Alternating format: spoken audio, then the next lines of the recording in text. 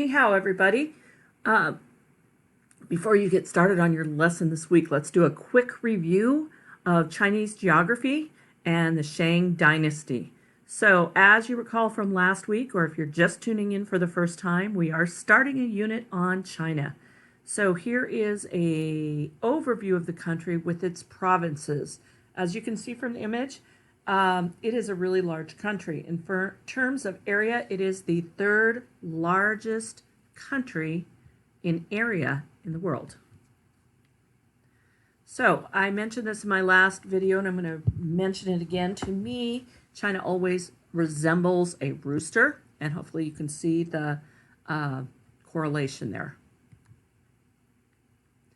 So when we talk about geography of China, we are talking about an inside area of China, which is the area of the North China Plain and the Changjiang Basin, excuse me. The rest of it creates a natural border that made it difficult for people to get in and out of China, which means that we talk about China in two ways in terms of geography: inner China and outer China. So in the outer China area, you're going to find the Tibet-Qinghai Plateau, the Himalayas, which are not technically in China, they're in India, but they do create a natural border. Then we move up to the Taklamakan Desert, which is a desert that we're going to talk about in a few minutes. The Turfan Depression, we're not going to hit too much.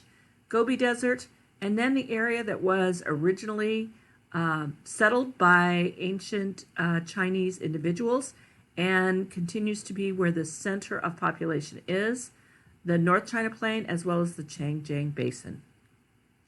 The Tibetan Qinghai Plateau, again, this is a high elevation, and then it gets higher with a mountaintop that just drops off. It does not have terrain that is really helpful for people to live, so for a long time it was not habitated by many people.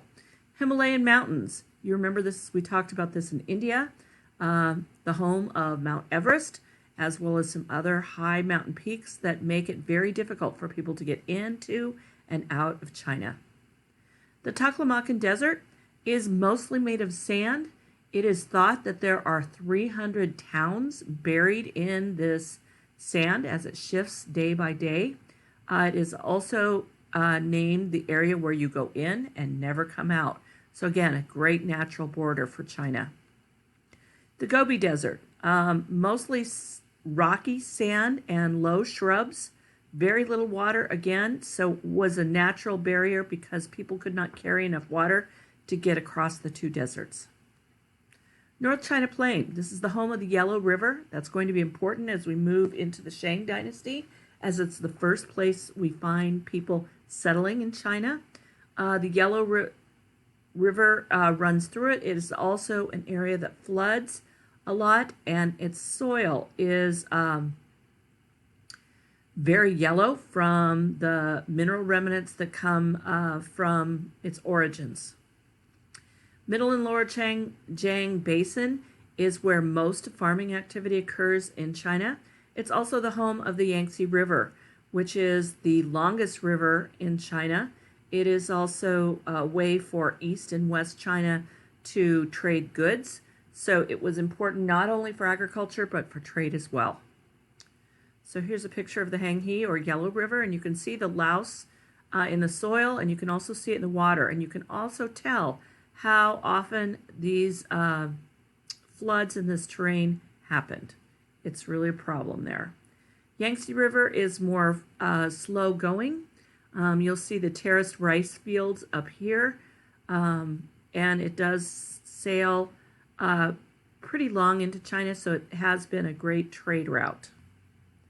Now we're going to move to the second area we worked on last week, which was the Shang Dynasty, which was the first civilization in China, and you guessed it, it was another one of the river civilizations. So it occurred on the Yellow River.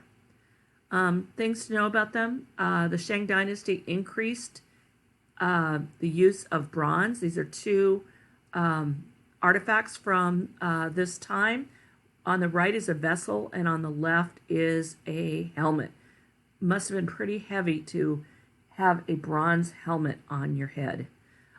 They created the first standard unit of money, the Shang dynasty used cowrie shells as their means of money. And I don't know what the smaller ones versus the larger ones were in increments, but interesting that they used those.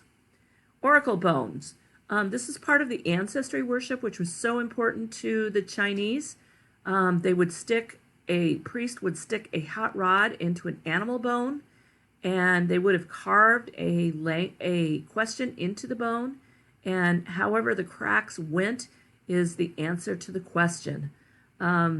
So this was also the first standardized use of language. Although they couldn't speak the same language, they might have been able to read the same language.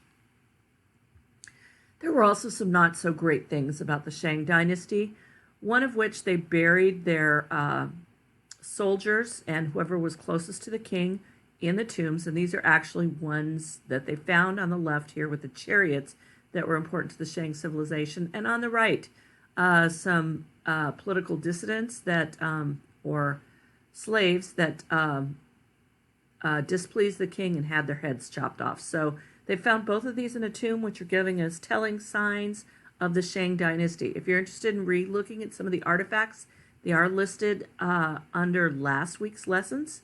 And now we're ready to move on.